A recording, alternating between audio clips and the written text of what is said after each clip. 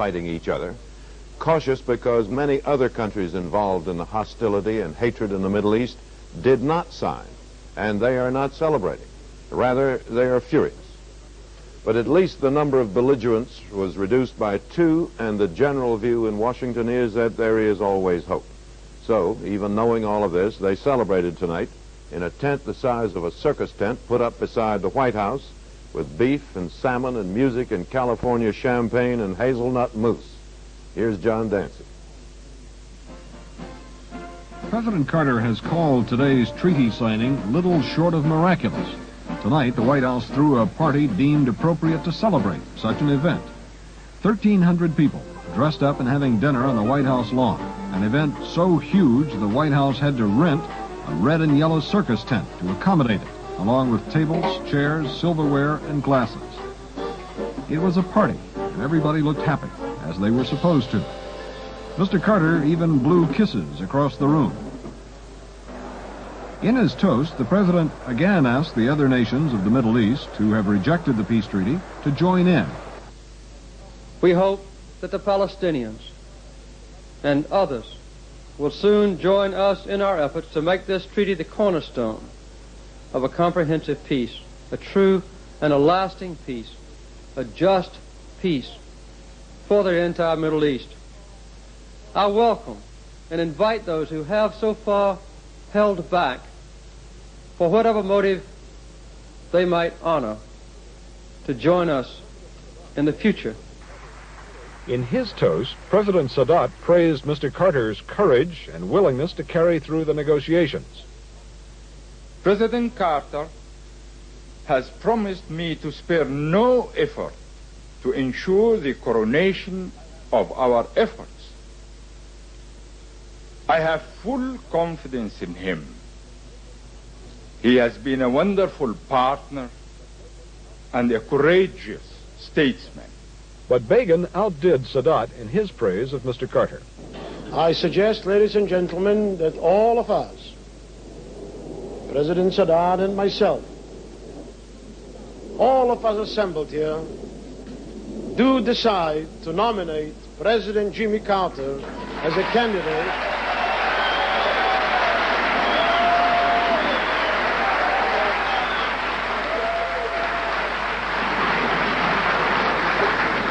I didn't yet say a candidate for what? As a candidate to receive the Nobel Peace Prize of 1979. Begin said if President Carter wins the Nobel Peace Prize, he and President Sadat will personally attend the award ceremony in Oslo next December. John Dansley, NBC News, the White House. Every official in Washington remembers this country signed a peace treaty in 1945, supposedly to bring peace forever, and it didn't. And they know there are severe problems ahead in the Middle East. And even as the champagne sizzled here, the reactions in the Middle East ranged from silence at best to violence at worst. Here are 2 reports. The word peace spelled out in Hebrew, English, and Arabic. Under it, thousands of people gathered in the Kings of Israel Square in Tel Aviv tonight. It was a place of joy, shouting, dancing, singing. But at 9 o'clock tonight, it became a quiet place. That was the hour the peace treaty was signed, Israeli time. A huge screen over the square carried the ceremony live from Washington. When Anwar Sadat signed the treaty, there were cheers from the Israelis.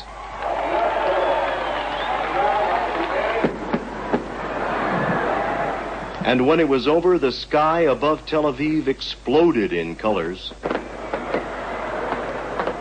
In another part of town, there was more music and dancing shortly before 9 o'clock. This was a more opulent setting for the high society of Israel. There is the hope that the peace treaty will bring greater prosperity. The people here spoke of buying and selling with the Egyptians, and an increased tourist trade with package deals tying together Egypt and Israel. But here, too, at 9 o'clock, the dancing and drinking and talking of deals stopped. Attention was on that huge screen, and more images from Washington. And when the treaty was signed, more fireworks exploded outside the hotel ballroom. and the doves of peace were freed from their cage in the middle of the room. It took some urging to get them to fly, but it was that way with the peace treaty, too. And then the dancing again, the excited release of hope on this night that once seemed impossible to imagine. Israelis are the realists of the world. They understand the troubles that may be ahead, but tonight was a time for celebration. Rick Davis, NBC News, Tel Aviv. In Cairo, this group of university students, along with tens of thousands of other Egyptians, watched the treaty signing live by satellite. It is young people like these whose lives will be affected most by the peace agreement with Israel.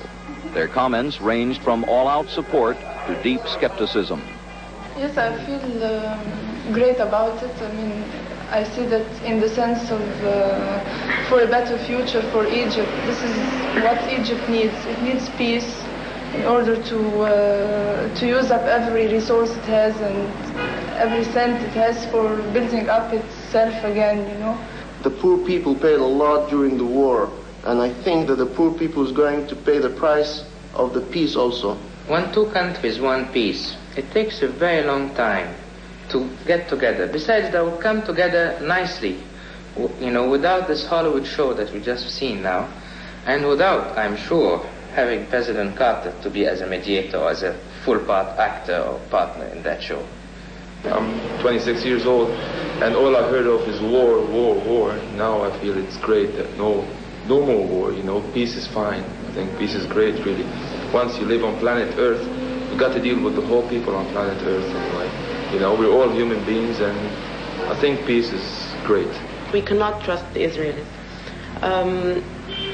They are signing the peace treaty not for the sake of pure friendship, but all they want is just simply diplomatic, political, cultural, and especially economic intervention into the country. What they're thinking of is just having Israelis' head and Egyptian hands, which is really something to fear.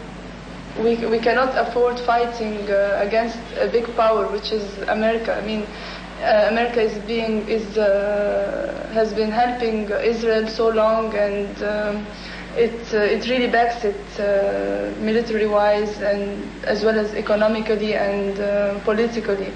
Egypt is bound to gain, not necessarily by the treaty itself, but overall and in the long run. The mood is quiet tonight here in Cairo, not one of celebration, but most Egyptians are hoping that the signing of the peace treaty will produce a dividend of prosperity for their economically poor country. John Palmer, NBC News, Cairo.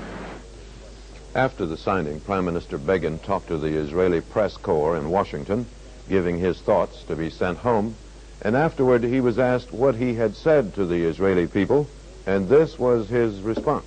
I told him that it is a great day, and I do know from phone calls I received from home that starting from this morning, the people of Israel are rejoicing. It wasn't the case until yesterday. People, just a moment, please. I didn't finish my sentence. I'm sorry. You already are on the attack. So our people felt that the peace treaty is very important, that we made great sacrifices and took great risks, which is true. And therefore there was no rejoicing. But starting from this morning, there is a complete change in the atmosphere of our country. And people do rejoice, greet each other on the street, and they say in Hebrew, Mazal Tov, which means good luck. And the young people are very happy about it. The press is now very positive. Now that ceremony of signing was life given to Israel on television. It was 9 o'clock in our country in the evening. I got already phone calls from the country. It was, as they said, beautifully done. It came out very beautifully on our television. And now there is a measure of enthusiasm in our country. Thank you. But in some other Middle East countries, they were not enthusiastic. They were enraged. The 3 men who signed the treaty today were burned in effigy in Palestinian refugee camps tonight. There were bombings in Jerusalem, Egyptian and West Bank, as difficult as going the wrong way through a revolving door. The White House ceremony was carried on television to the Middle East today. John Hart went to the Palestinian village of Ramallah on the West Bank and watched people watching television and then talked with them. I am convinced that other Arab people need and want peace. These are some of those other Arab people, Palestinians, a professor, a student, an author, gathered in a prosperous parlor on the West Bank to watch the signing, and then to complain bitterly that the treaty did not give them a nation or remove the Israeli occupation troops. I'm not against peace. Nobody is against peace. But I think that the situation, my situation in my homeland in Palestine would be worse, because this peace treaty legalizes occupation. At one moment I felt so sad I could cry. Another moment I felt so angry that I felt like a bomb about to explode. We are all convinced in this area that the state of Israel exists. We are not against its existence. The Palestinian and the Arab people are convinced. But where is our state? That is, United Nations decided to have two states in Palestine. 1947. A Palestinian state has been formed. Where is my own state? Where is our own state as Palestinians? We are stateless. You helped to give the Jews a state. Europeans, Americans, all the world. We understand the suffering of the Jews, the suffering of the Holocaust. But you should understand our suffering. There are two sides of the question. Up in the mountains, in the villages, where the work is more physical, we heard the same thing in simpler words. A stonecutter said, "From this treaty, there is no peace. Our rights are lost." A 14-year-old said, "There will be peace when there is a Palestinian state." In this Muslim village, they know about the successful revolution in Iran. As we were leaving, a young voice called out, "Khomeini is coming." Another young voice said, "My name is Khomeini." And a third young voice said, "Our name is all Khomeini." John Hart, NBC News, on the West Bank of the Jordan. The Palestinians are among the most energetic and best educated people in the Arab world. One of them, Dr. Edward Said, is a professor at Columbia University and a member of the Palestine National Council. Richard Hunt went over today and asked him the question, President Carter hopes this will lead to a more comprehensive peace. What do you think of the chances? And this was his answer. At this moment, not very good, because the terms of the treaty, on the one hand, are too vague, and there are too many differences between the Israeli, Egyptian, and American position on the complicated issues. For example, the settlements in the West Bank. I mean, at the moment that they're signing a treaty in Washington, Israel has announced 20 new settlements on the West Bank. There are already 77 of them, so we're going to get close to 100 settlements. Israel has already confiscated approximately 30% of the West Bank land through these settlements.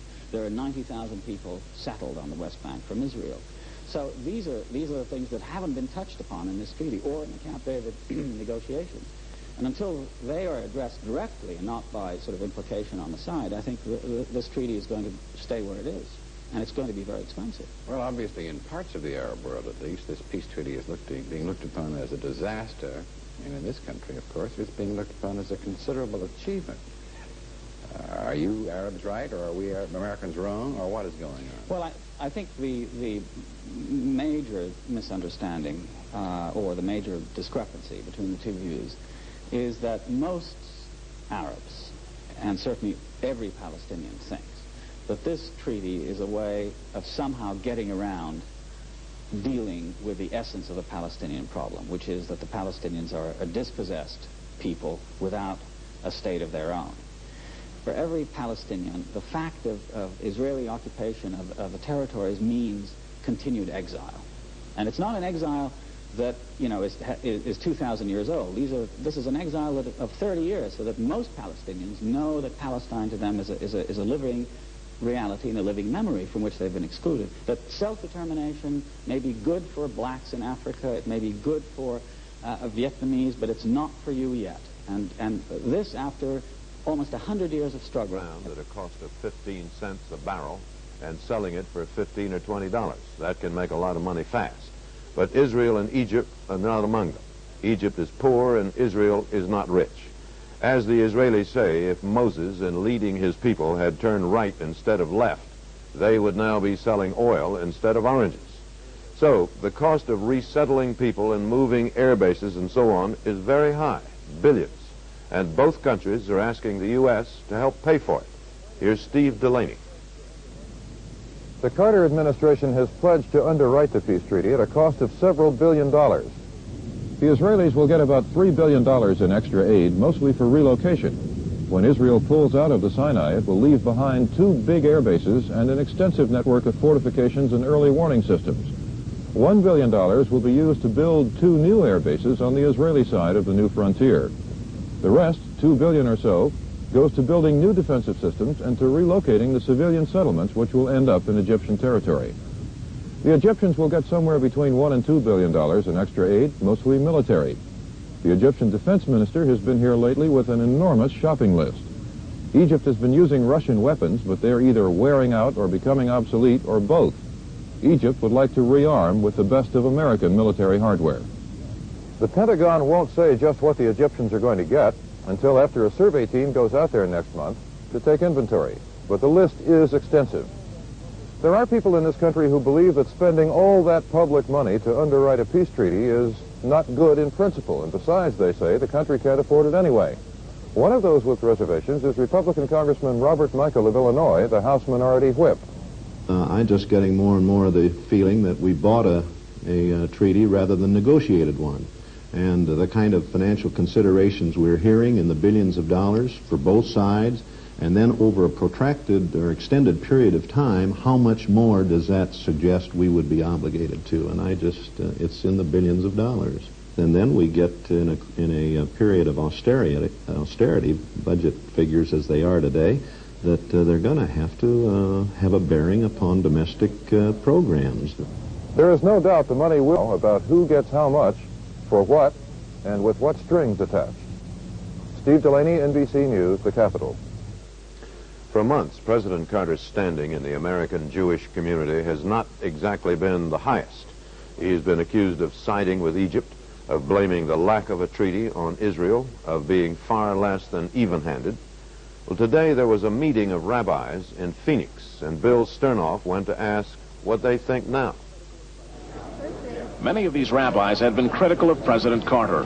Some had felt he was putting too much pressure on Israel in order to get a peace treaty. And many did not like the way he responded to some comments made by his brother Billy. Comments some felt were anti-Semitic. I was myself very disenchanted. And I think at this point, very proud and pleased. Rabbi King thinks differently of President Carter now, and so too do many of his colleagues.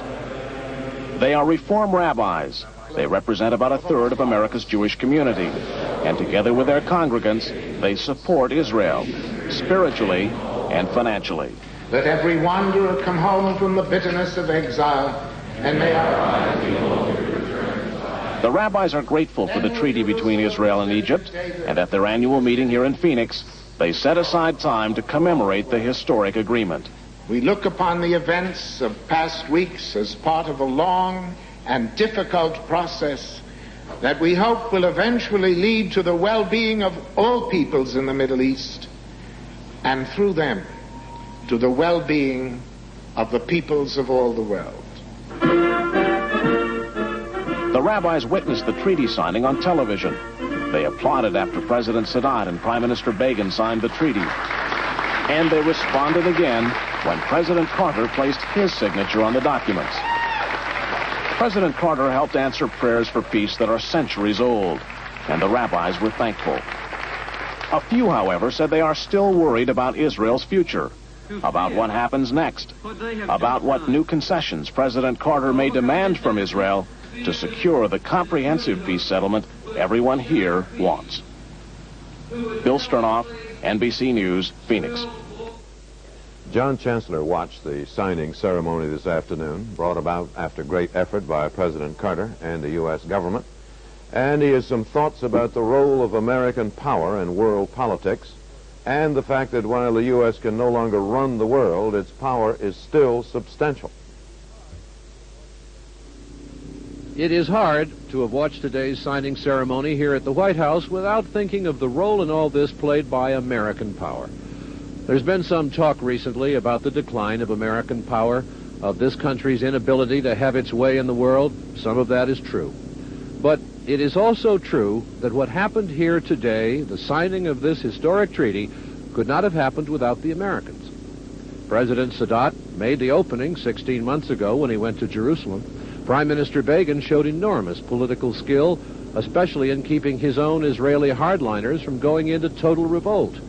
But despite all that, it would have broken down had President Carter not kept the pressure on, as he did at Camp David, as he did a couple of weeks ago in Israel and in Egypt. By themselves, the Egyptians and the Israelis would not have moved. American pressure was the only thing that got them together in the end. American pressure and American money did it. And there are some very practical reasons for this exercise of power.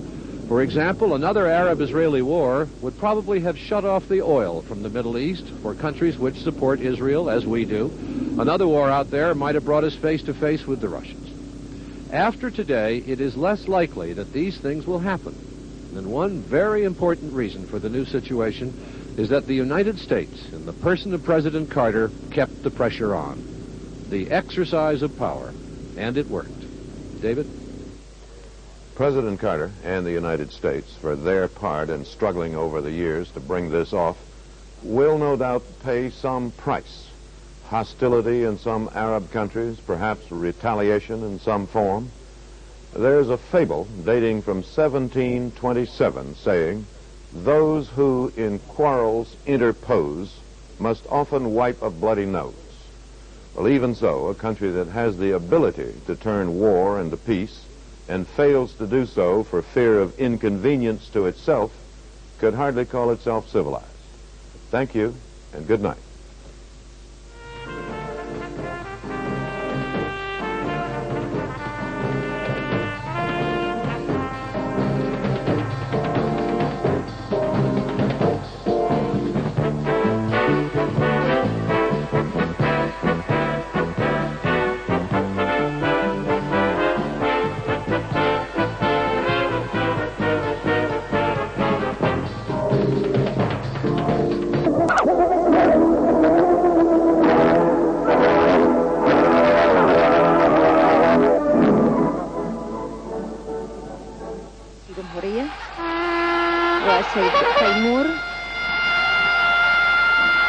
ليكون في استقبال السيد الرئيس. شهدت مصر هذا الأسبوع أياما حافلة بالفرحة الغامرة لعودة العريش إلى رحاب الوطن الأم. وفي صباح يوم 26 من مايو الحالي قام رئيس أنور السادات بوضع إكليل من الزهور على قبر الجندي البحري المجهول بميدان عرابي بالإسكندرية قبل أن يتوجه إلى مدينة العريش. واستقبل الرئيس عند النصب التذكاري الفريق علي محمد قائد القوات البحرية. وقد عزفت الموسيقى العسكرية نوبة رجوع.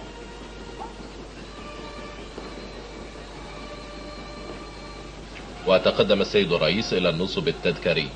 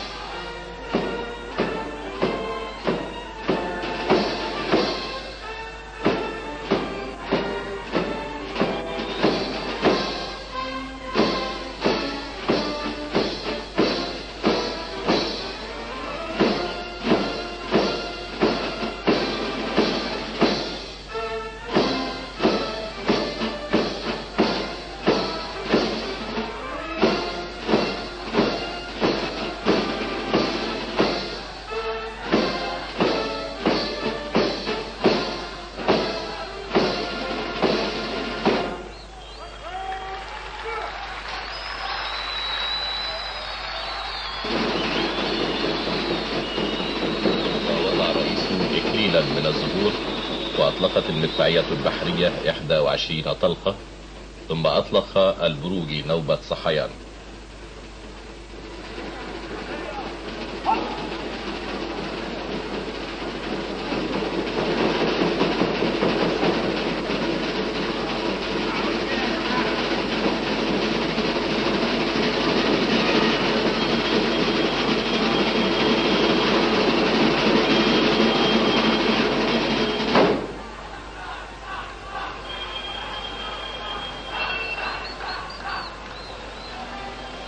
وقرأ رئيس الفاتحة على أرواح شهداء البحرية.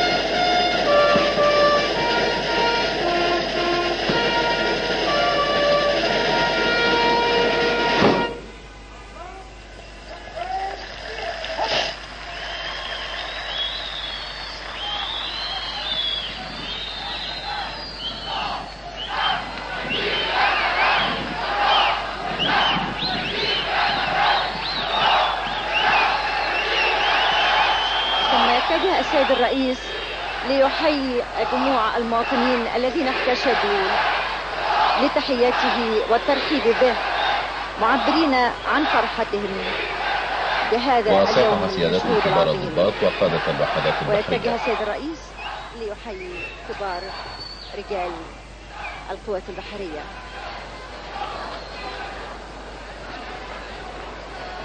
وقد احتشدت الجماهير في الإسكندرية على طول طريق الكورنيش لتحية الرئيس السادات وهو في طريق عودته إلى قصر رأس التين، حيث ركب سيادته الطائرة إلى مدينة العريش.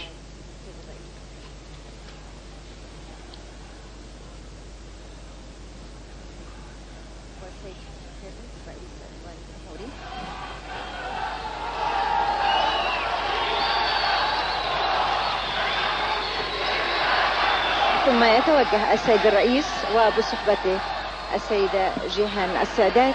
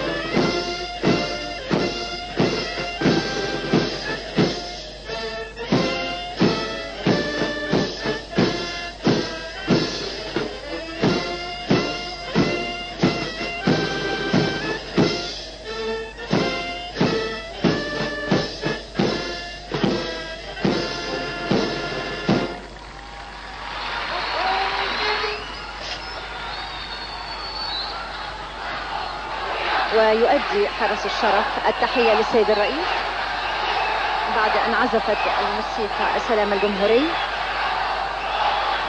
ويقف سيادته لتحية المستقبلين والجمهور المحتشد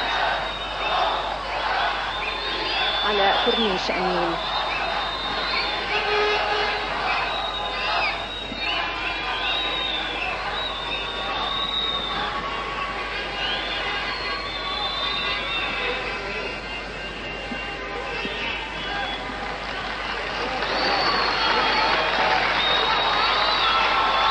وهكذا سيداتي وسادتي تبدأ الاحتفالات المدنية بعودة جزء عزيز علينا من أرضنا. يتوجه الآن راكب السيد الرئيس إلى حيث يستقل الطائرة في طريقه إلى العريش، وإلى حيث يتسلم العلم من الفريق كمال حسن علي.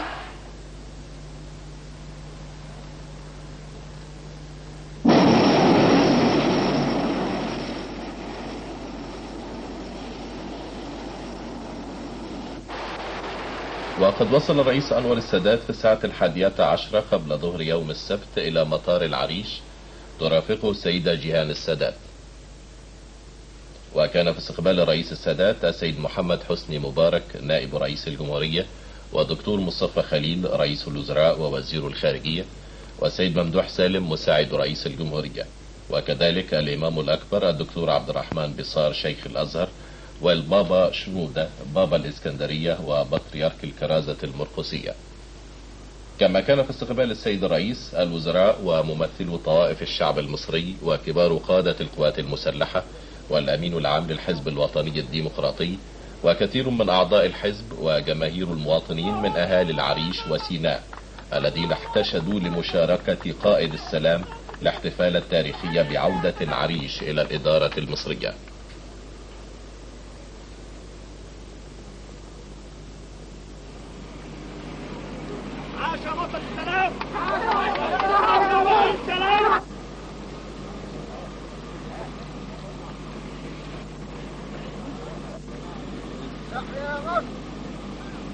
بعد ذلك إلى حيث أدى ركعتين على رمال الأرض الطاهرة شكرا لله سبحانه وتعالى، وأدى صلاة الشكر مع رئيس كبار رجال الدولة وممثلو طوائف الشعب.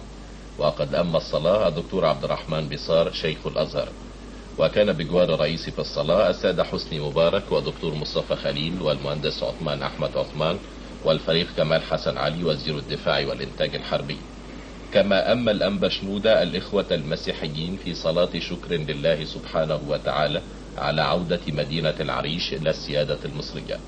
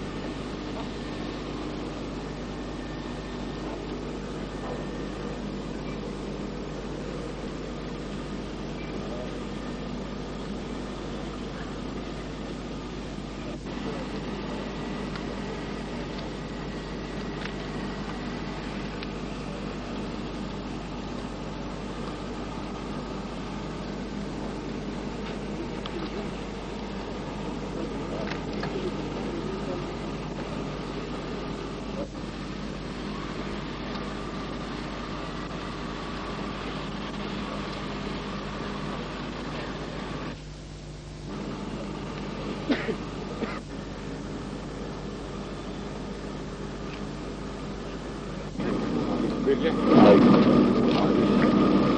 هو البحر ورانا كده، البحر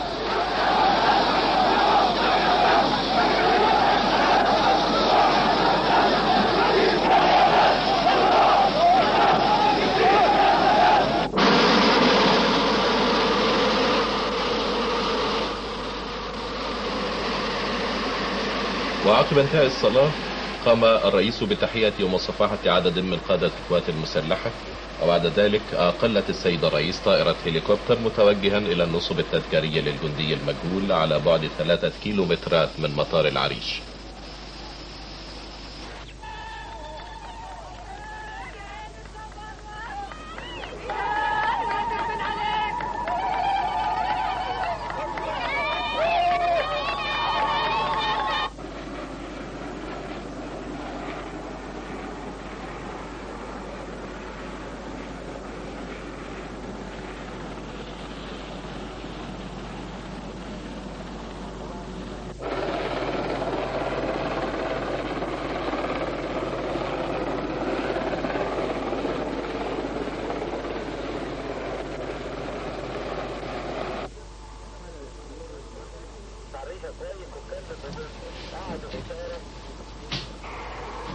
ووسط حفاوة الجماهير المحتشدة في ساحة الأبطال المجاورة للنصب التذكاري هبطت طائرة الرئيس السادات، ثم توجه سيادته تقله سيارة إلى النصب التذكاري.